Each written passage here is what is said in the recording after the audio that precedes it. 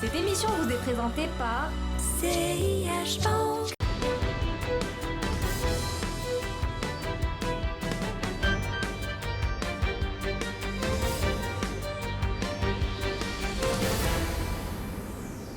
Annoncé par beaucoup comme le deal de l'année au Maroc, puisque cela fait des années que nous n'avons pas assisté à une opération similaire avec le rachat d'une banque par un groupe marocain. En réalité, il faut remonter peut-être à des opérations comme la privatisation de BMCE ou la fusion BCM ou Afabank pour retrouver peut-être des rapprochements similaires dans le secteur financier. Bref, vous l'aurez compris, cette acquisition des parts du français Crédit Agricole dans le capital de Crédit du Maroc par le marocain Olmarcom est un véritable tournant.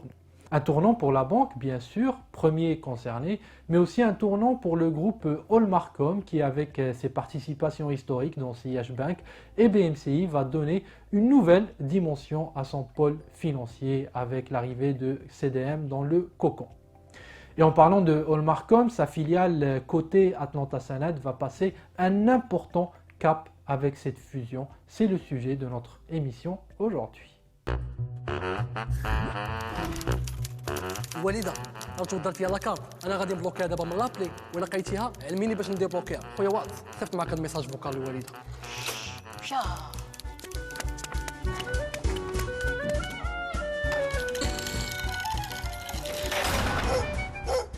بوبي وخلعتيني ميساج والده شويه ونسبل لك لاكارت مع السروال فين كان عقلك وهي ندير بلوكيها دابا مع لابلي سياش موبيل كيفات ليك لاكارت بلوكيها لقيتيها ديبلوكيها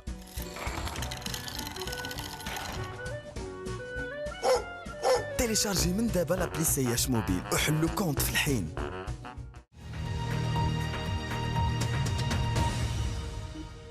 Comme cela a été largement annoncé dans la presse marocaine et même française, Olmarcom va s'offrir la totalité des parts du Crédit Agricole dans Crédit du Maroc, soit 78,7% du capital. L'opération va se faire en deux temps.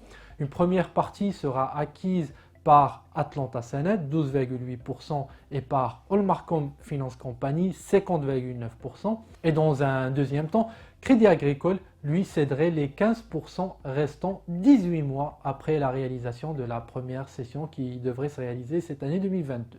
Sur cette deuxième partie, on ne sait pas encore si l'ensemble sera détenu par Olmarcom Finance Company ou une partie sera portée par Atlanta Sanad, comme c'est le cas sur la première tranche de l'opération. Mais quoi qu'il en soit, le montage retenu permettra à Atlanta Sanad d'y gagner beaucoup. En ne retenant que les 12,8% de la première tranche, Atlanta Sanad pourrait consolider une partie des bénéfices du Crédit du Maroc et recevoir une partie des dividendes distribués par la banque qui, rappelons-le, est plutôt généreuse en matière de dividendes. Rappelons juste en effet que sur le résultat net 2021, il est passé à 687 millions de dirhams contre à peine 99 en 2020 et qu'un dividende par action de presque 26 dirhams est proposé aux actionnaires cette année contre seulement 4,55 l'année dernière. Et même à ce niveau, le taux de distribution reste plutôt faible à 41%. En dehors de ces effets mécaniques liés aux bénéfices, aux dividendes, Atlanta Sanad va profiter d'une belle place au soleil dans l'activité vie. Mais attendez, avant d'en dire plus, revenons d'abord en 2020 et la fusion Atlanta Sanad. Cette opération avait permis au nouvel ensemble de porter ses parts de marché à 15% dans la branche non-vie et devenir ainsi la deuxième compagnie dans ce segment. Aujourd'hui, en s'appuyant sur le portefeuille géré par CDM dans l'assurance vie cette fois-ci, la compagnie pourra truster le podium du marché dans cette branche d'activité. Rappelons ici que les encours gérés par CDM dans l'épargne qui apparaît sur son hors bilan est de 14 milliards de dirhams. Ça comprend les OPCVM et l'assurance vie qui progressent respectivement de 5,9% et 4,7% sur un an. En somme, grâce à cette opération, la compagnie Atlanta Sanad passera en l'espace de moins de 4 ans d'un acteur challenger dans le secteur des assurances à un opérateur parmi les leaders au Maroc sur l'ensemble des segments, que ce soit la non-vie ou la vie, avec des ambitions en plus qui se concrétisent doucement mais sûrement en Afrique. La croissance de Atlanta Sanad devrait également accélérer grâce aux orientations stratégiques qui seront données à Crédit du Maroc, car il ne faut pas oublier que le groupe Allmarcom, en annonçant son importante réorganisation en 2019, avait 3 objectifs. Renforcer sa position dans l'assurance, se diversifier dans la finance et l'expansion en Afrique subsaharienne. Et peut-être que l'avenir de Crédit du Maroc est dans la croissance à l'international, en Afrique, qui sait.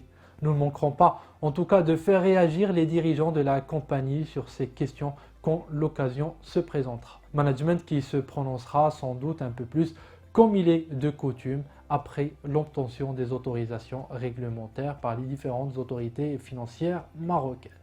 Voilà ce qu'on pouvait dire sur cette importante opération financière qui arrive en ce premier semestre 2022. Quant à moi, il ne me reste plus qu'à vous souhaiter au nom de toute la rédaction de Bourse News, Eid Mubarak Saïd. À bientôt.